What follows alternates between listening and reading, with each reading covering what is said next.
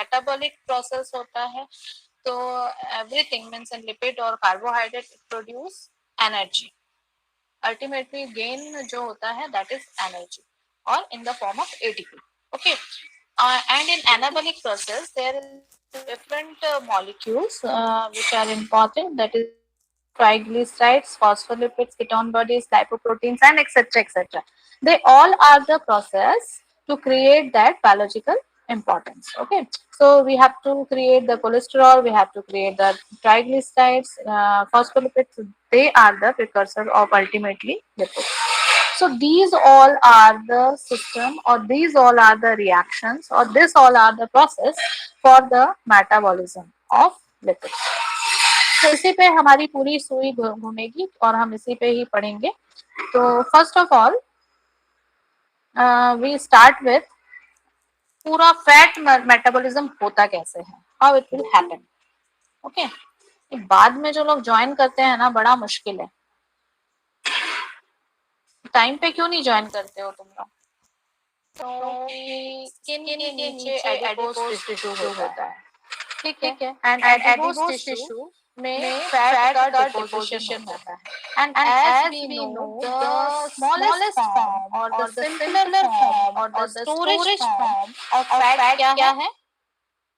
Anyone? That is, तुम लोग ऐसे लगा के सो मत जाओ, पता है? Triglycerides are the storage form of the fat. Carbohydrate का storage form क्या है? Glycogen. Glycogen. Animal body में glycogen. ऐसे ही adipose fat का storage में triglyceride also simpler form adipose is the triglyceride.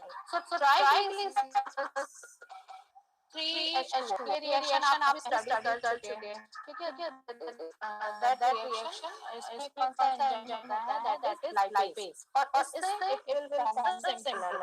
Okay, तो specially that known as hormone sensitive lipase. Hormone sensitive lipase is created because that is affected by many hormones such as glucagon, such as corticosteroid. Next slide में हम बताएंगे आपको, है ना? तो पूरा इसका मैकेनिज्म हम स्टडी करेंगे. तो basically here the lipase enzyme is there. It is hormone sensitive. तो lipase degrade triglyceride into acid and glycerol. ये आप पहले भी रिच ऑफ लिपिड में पढ़ चुके हैं. After that fatty acid goes to the beta oxidation, and beta oxidation ultimately gives the acetyl-CoA. जैसे प्रेस साइकिल या ग्लूकोज का देता है क्या? acetyl-CoA एंड प्रोडक्ट होता है, और उसके बाद कहा जाता है acetyl-CoA. acetyl-CoA कहा जाता है, कहाँ पढ़ा है आप लोगों ने acetyl-CoA?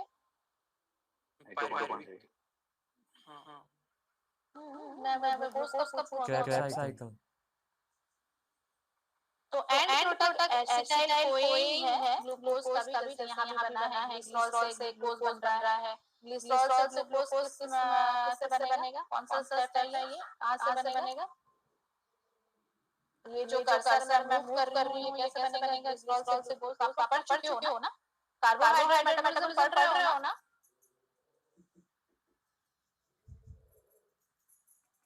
एनीवन आंसर करोगे या फिर ऐसे ही सब साइड में रखती हो?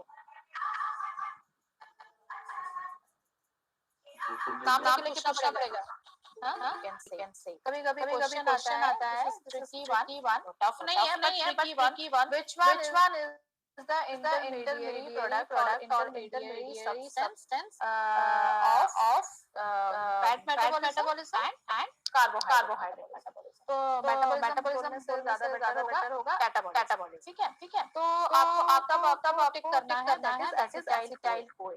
After that this acetyl-CoA goes to the citric acid cycle as we know, and citric acid cycle gives carbon dioxide and water, and also it gives NADH and that beta oxidation से आपको NADPH मिलेगा और citric acid cycle से आपको NADH मिलेगा।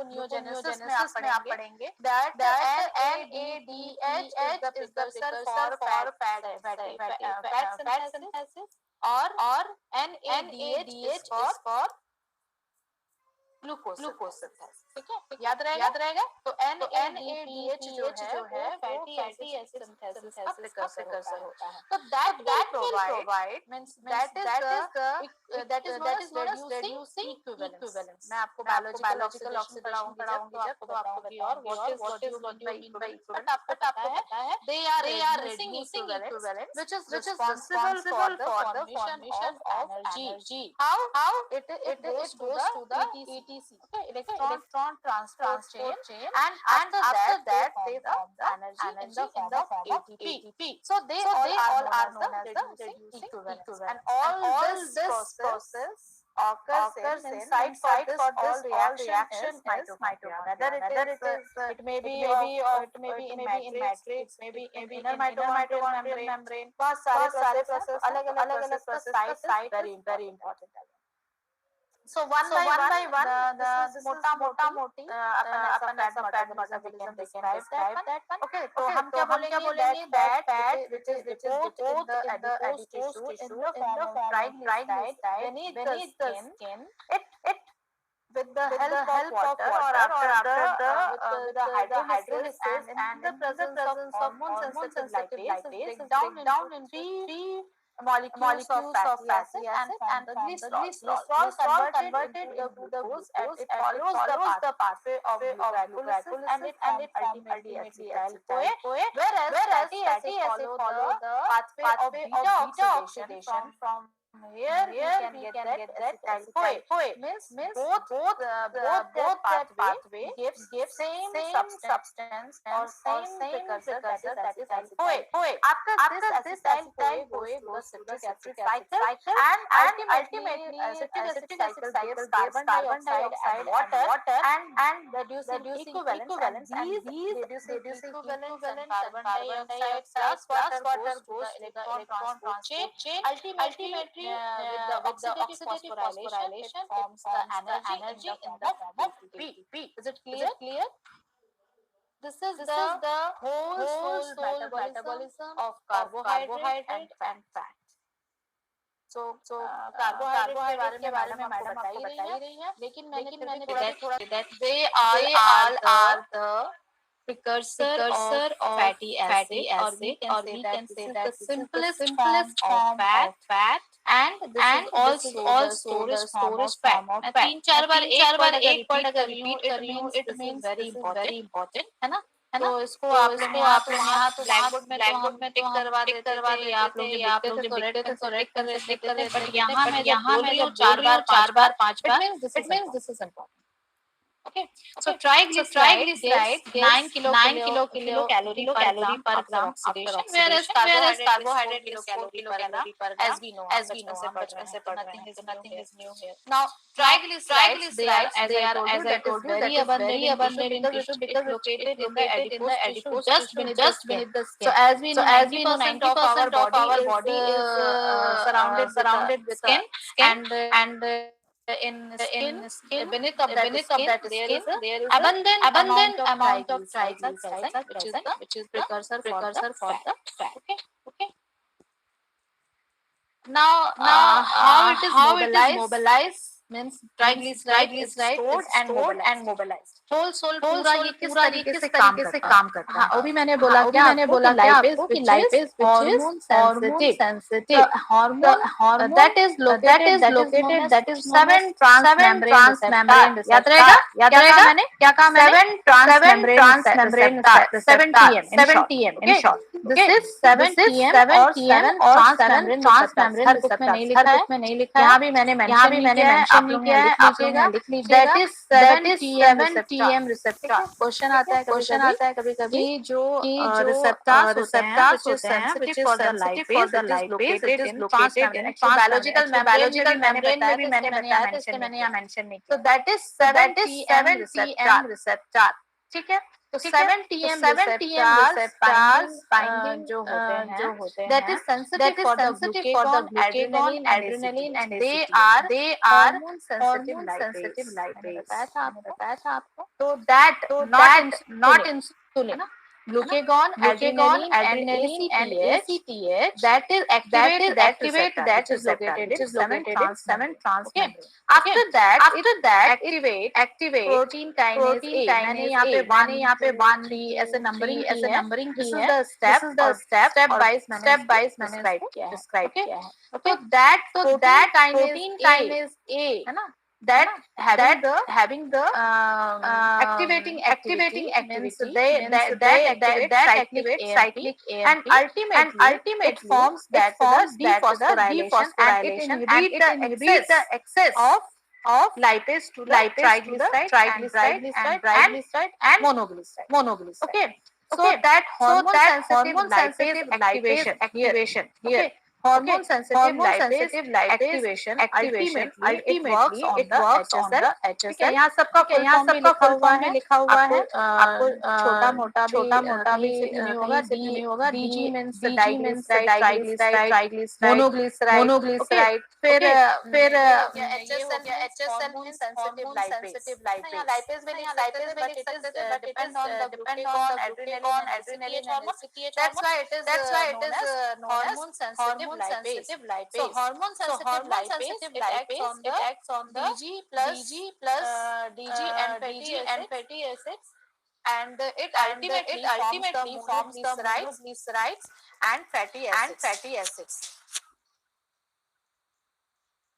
Okay. So it forms monosaccharide mono.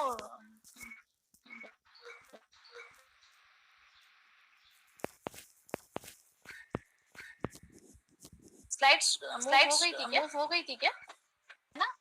और triglyceride और water जो है एंजाइम के प्रेजेंस में तीन molecule of fatty acid plus glycerol. ये आपको पता है। तो इसी का पूरा कैसे होता है? ये मैंने कहा hormone sensitive lipase it is present hormone sensitive lipase जो होता है ये सेंसिटिव टू बोला ये ग्लूकेगॉन, एड्रेनालिन और ACTH से अफेक्टेड। ठीक है। तो ये जो रिसेप्टर्स होते हैं ये कहाँ प्रेजेंट होंगे? HSL जो रिसेप्टर किसी हो जब बाइंड करेगा उसका रिसेप्टर होगा। रिसेप्टर से बाइंड कर रहा है तो ये रिसेप्टर कहाँ रहते हैं? 7 ट्रांसमेम्ब्रेन। ठीक है।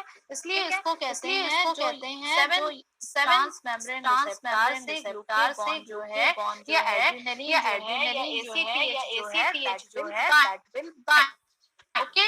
यहाँ तक ठीक है। यहाँ तक सेकंड स्टेप पे क्या होगा कि ये जो होता है हमने पढ़ा था एडिनाइलेट होता है एडिनाइलेट साइक्लेज लिखा है एडिनाइलेट साइक्लेज जो है ये क्या करेगा एक्टिवेट का क्या काम है? ATP से साइक्लिक AMP में कन्वर्ट। ठीक है। और ये जो होता है प्रोटीन इसमें हेल्प करता है। आपने हार्मोन पढ़े फिजियोलॉजी में हार्मोन पढ़े हैं आप? Yes ma'am.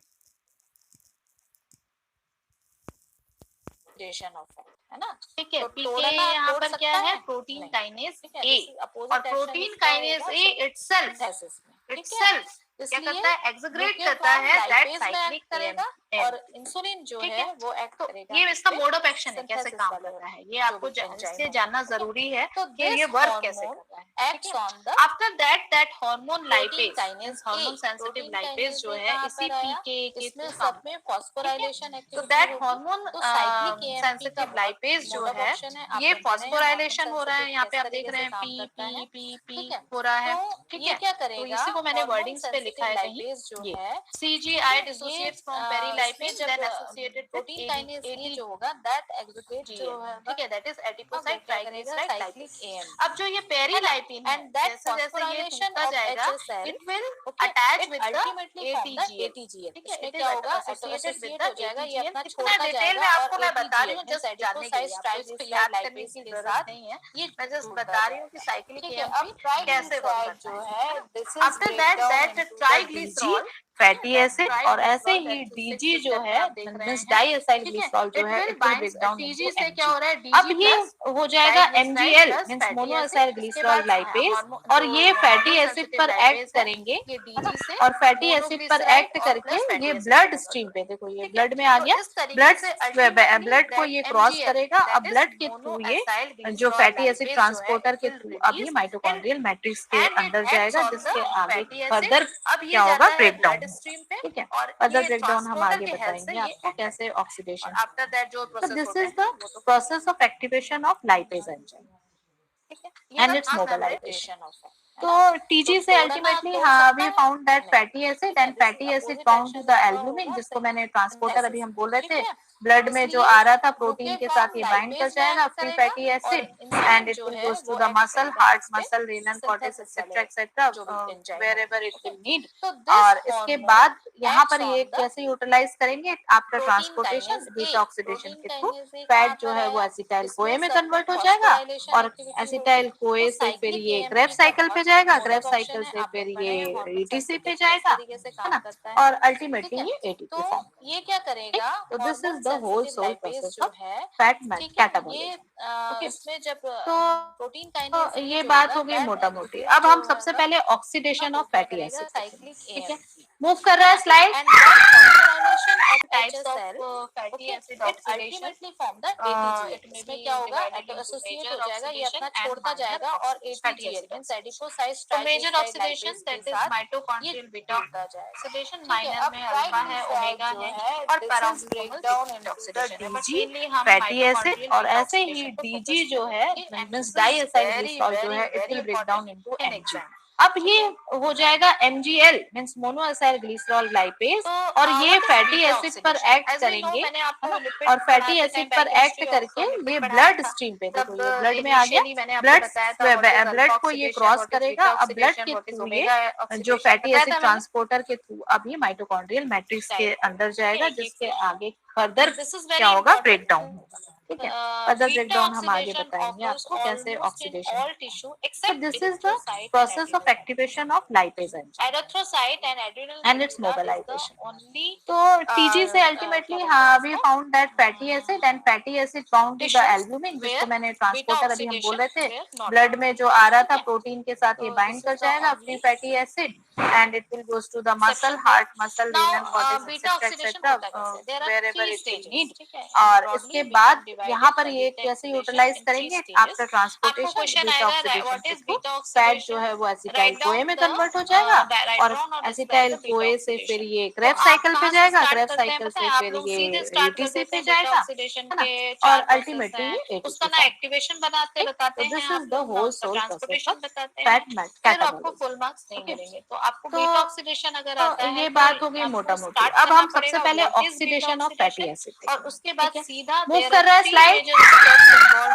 Types of first is activation of fatty acid, second is transport of major oxidation and minor oxidation, and third one is major oxidation that is mitochondrial beta mitochondrial minor। तो सबसे पहले activation जो होता है that is oxidation है, but mainly हम mitochondrial beta oxidation को focus करेंगे। एक्टिवेशन में क्या होता है, very important, that is in cytosol। इसमें फैटी एसिड्स जो होते हैं, fatty acid what is beta oxidation, as we know, मैंने आपको लिपिड पढ़ाते टाइम केमिस्ट्री ऑफ लिपिड पढ़ाया था, सब इनिशियली मैंने आपको बताया था what is alpha oxidation, what is beta oxidation, what is omega oxidation बताया था मैंने। फैटी एसाइल कोए में कन्वर्ट हो जाएगा, ठीक है, एसाइल कोए में जब तक कन्वर्ट नहीं होगा, दिस इज वेरी इंपॉर्टेंट, ये क्या होगा, ये ऑक्सीडेशन ऑकर्स ऑलमोस्ट सबसे पहले एक्टिवेशन जरूरी है फैटी एसिड का, फैटी एसाइल कोए ही erythrocyte and adrenal medulla the only, so that's why एक ही एंजाइम है, चाहे वो थायोकाइनेज हो चाहे वो एसाइल टिश्यू सिंथेज है, और सिंथेज जहां भी लग रहा है तो वहां एटीपी होगा। तो यहाँ पर एटीपी जो है एएमपी और इनऑर्गेनिक बीटा ऑक्सीडेशन होता कैसे, देयर आर 3 स्टेजेस। थायोकाइनेज और एसाइल कोए सिंथेज के प्रेजेंस में एक्टिवेट होगा। एक्टिवेट आपको क्वेश्चन आएगा what is beta oxidation, as I told you, that I drawn or describe the beta oxidation. तो आप कहाँ से स्टार्ट करते हैं पता है? आप लोग सीधे स्टार्ट कर देते हैं बीटा ऑक्सीडेशन के 4 प्रोसेस हैं, उसका ना एक्टिवेशन बनाते बताते हैं आप लोग, ना उसका ट्रांसपोर्टेशन बताते हैं, लॉन्ग चेन आपको फुल मार्क्स नहीं मिलेंगे। तो आपको बीटा ऑक्सीडेशन अगर आता है तो आपको स्टार्ट करना पड़ेगा व्हाट इज बीटा ऑक्सीडेशन, और उसके बाद सीधा there are 3 major steps involved in beta oxidation. First is activation of fatty acid, second is transport of fatty acyl CoA, and third one is beta oxidation proper, which is occur in the mitochondrial matrix. तो सबसे पहले activation जो होता है that is occur in cytosol membrane. ठीक है, तो activation में क्या होता है? That is occur in cytosol. इसमें फैटी एसिड्स जो होते हैं, फैटी एसिड 3 टाइप्स के होते हैं, मैंने आपको बताया, long chain fatty acid, medium chain fatty acid and short chain fatty acid. जो शॉर्ट चेन फैटी एसिड है उनका सीधे सीधे क्या होता है, फैटी एसिड जो है वो फैटी एसाइल कोए में कन्वर्ट हो जाता है। ठीक है, एसाइल कोए में जब तक कन्वर्ट नहीं होगा ये क्या होगा, ये एक्टिवेट नहीं होगा। ठीक है, इसलिए सबसे पहले एक्टिवेशन जरूरी है फैटी एसिड का। फैटी एसाइल कोए ही ओनली मूव कर सकता है, ओनली ट्रांसपोर्ट हो सकता है। तो दैट्स व्हाई एक ही एंजाइम है, चाहे वो थायोकाइनेज हो चाहे वो एसाइल कोए सिंथेटेज है, और सिंथेटेज जहां भी लग रहा है तो वहां एटीपी होगा। तो यहाँ पर एटीपी जो है एएमपी और इनऑर्गेनिक पायरोफॉस्फेट में कन्वर्ट है। ठीक है, तो थायोकाइनेज और एसाइल कोए सिंथेटेज के प्रेजेंस में एक्टिवेट होगा। एक्टिवेट पार्ट कौन सा होगा? फैटी एसाइल कोए। As I told you, long chain fatty, small chain fatty acid can easily transport the inner mitochondrial membrane and jump into the mitochondrial matrix. But in case of long chain fatty acid and medium size, but long chain small chain fatty acid हो या medium chain fatty acid हो, इनको less than 20 होती है, they can easily enter the mitochondrial matrix and उसके बाद क्या होगा, नेक्स्ट प्रोसेस के लिए आपको कोई भी शटल सिस्टम नहीं चाहिए। तो हम लॉन्ग चेन फैटी एसिड के लिए को ट्रांसपोर्ट करने के लिए एसिड को सबसे पहले काइनेटिन शटल सिस्टम, जो कि कहां पहुंचे, चाहे मेम्ब्रेन। तो फर्स्ट फैटी है, तो अब क्या है मैं आपको अभी नेक्स्ट स्लाइड बताती हूं। This is the activated acyl CoA. How it works? Enzyme is acyl CoA synthetase or thiokinase, which is located in the outer mitochondrial membrane. Fatty acid first it activates the fatty acyl CoA, activated to. After that fatty acyl CoA क्या करता है? CPT1, that is दो तीन चीजें लिखी होती हैं, आप लोग आपको पता नहीं होना है। That is यहाँ पर CPT1 ही आप लोग याद करिएगा। कई जगह पे आपको लिखा रहेगा carnitine acyl inner mitochondrial 1, outer carnitine acyl transferase 1 mitochondrial में लिखा है। आप CAT भी लिख सकते हैं, बोथ आर करें। मैं CPT याद तो लिखती हूँ ज्यादातर, मैंने आप लोग CPT भी चाहो तो लिखो, चाहे तो एसाइल और मैं फॉर्मेटाइल का एग्जांपल लिख के आप CPT भी लिख सकते हैं, बोथ आर करेक्ट। तो दैट कार्निटिल एसाइल ट्रांसफरेज, मैंने आपको बताया CPT1 is that can be cross the mitochondrial membrane।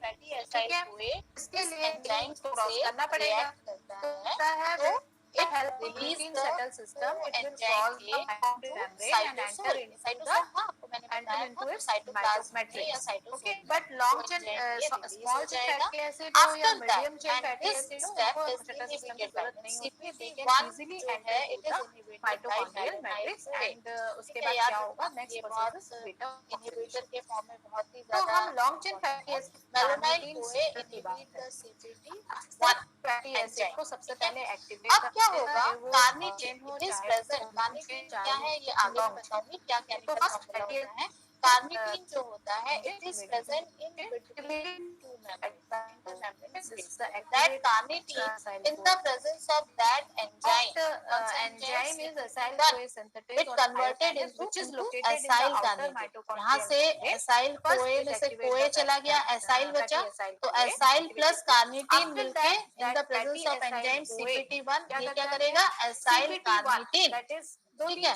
ये एसाइल कार्निटीन जो हो गया, ठीक है, यहाँ पर ये क्या करेगा, आप लोग याद करिएगा, कहाँ पर जाएगा, आपको लिखा रहेगा इनर माइटोकॉन्ड्रियल मेम्ब्रेन में। तो यहाँ पर एक एंजाइम होता है ट्रांसलोकेज। आपको मैंने जब बायोलॉजिकल मेम्ब्रेन पढ़ाया था तो मैंने आपको बताया था कि लोकेज एंजाइम होता है, ट्रांसलोकेशन, ठीक है। तो ये क्या करेगा, इसको one leaflet to another leaflet में पहुंचाएगा, that is flip flop movement, ठीक है। ये जो है फ्लिप फ्लॉप मूवमेंट का बेस्ट एग्जांपल। तो दैट कार्निटीन आपको मैंने बताया था प्लाज्मा मेम्ब्रेन में मूवमेंट बताया था, याद है?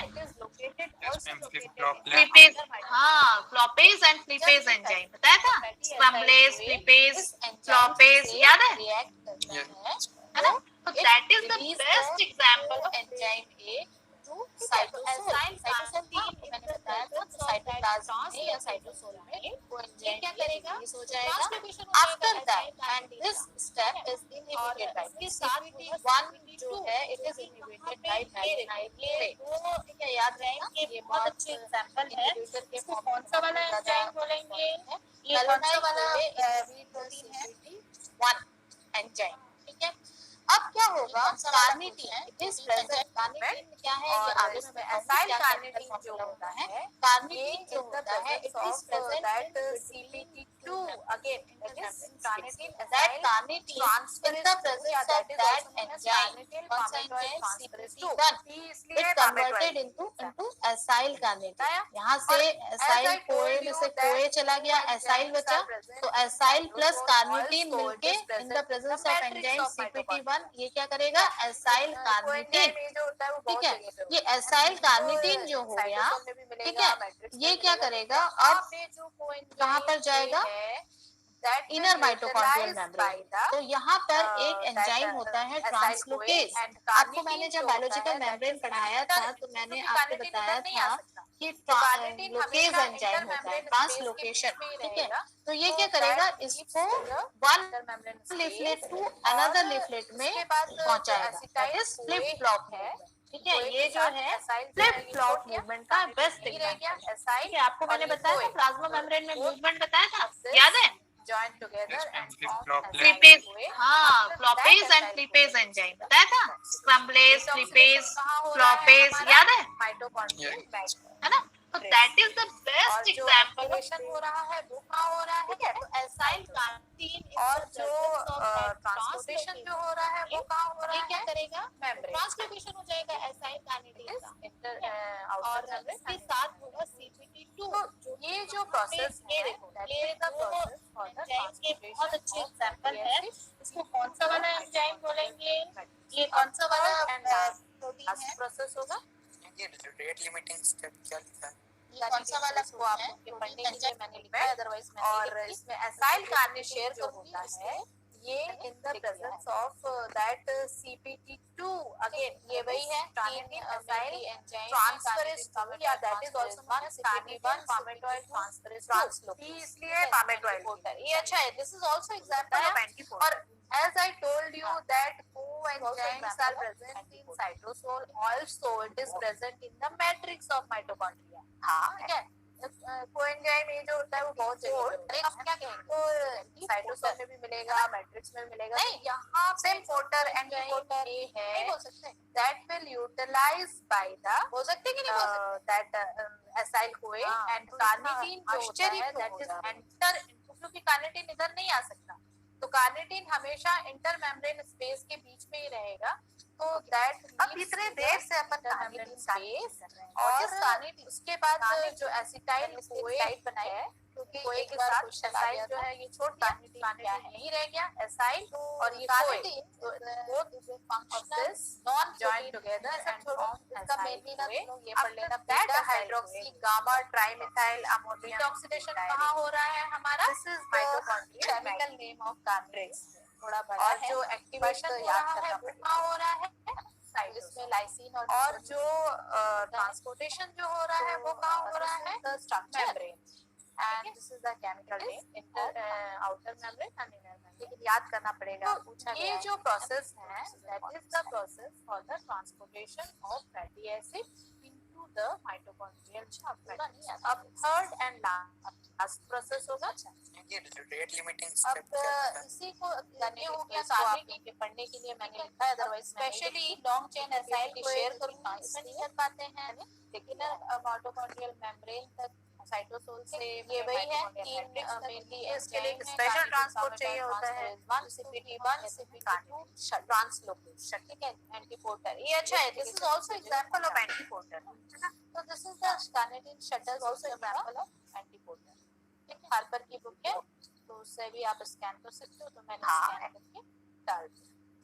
एंटीपोर्ट अब क्या होगा, वही जो मैंने बताया है, किस तरीके से एसाइल कार्निटीन का होता है, सेम पोर्टर एंटीपोर्टर और कार्निटीन एसाइल कार्निटीन किस तरीके से बाइंड करता है, और अल्टीमेटली हो सकते हैं कि नहीं बोल सकते, कार्निटीन एसाइल कार्निटीन कॉम्प्लेक्स बनता है, आश्चर्य एसाइल को आता है और कार्निटीन इंटरमेम्ब्रेन स्पेस में ही रह जाता है और एसाइल बाहर निकल जाता है, और एसाइल को फिर बाहर कहाँ निकल जाएगा। इतने देर से अपन कार्निटीन एसाइल को व्हाट इज कार्निटीन, कार्निटीन मैंने इसकी एक स्लाइड बनाई, तो अब एक बार क्वेश्चन आ गया था, ज्यादा हो जाएगा क्या है, तो कर दो। तो carnitine is a functional non protein, ये सब छोड़ो, इसका मेनली ना तुम लोग ये पढ़ लेना, beta hydroxy gamma trimethyl ammonium butyrate, this is the chemical name of carnitine. थोड़ा बड़ा है बट याद करना पड़ेगा, है ना। तो इसमें लाइसिन और मिथ्योनिन होता है ना। तो this is the structure and this is the chemical name of carnitine, लेकिन याद करना पड़ेगा, पूछा गया है ना। तो दिस इज इंपॉर्टेंट स्लाइड। अच्छा, पूरा नहीं आता है एक साथ स्लाइड, हाँ अब ठीक है। अच्छा, अब इसी को, ये हो गया कार्निटीन, ठीक है। अब स्पेशली लॉन्ग चेन एसाइल को जो कि ट्रांसफर नहीं कर पाते हैं इनर माइटोकॉन्ड्रियल मेम्ब्रेन तक, साइटोसोल से माइटोकॉन्ड्रियल मैट्रिक्स तक, तो इसके लिए एक स्पेशल ट्रांसपोर्ट चाहिए होता है, जिसको कि हम कहते हैं कार्निटीन शटल, शटल एक जगह से दूसरे जगह पहुंचाना, है ना। तो this is the carnitine shuttle system का, एक हार्पर की बुक है, तो उससे भी आप स्कैन कर सकते हो, तो मैंने स्कैन करके डाल दिया।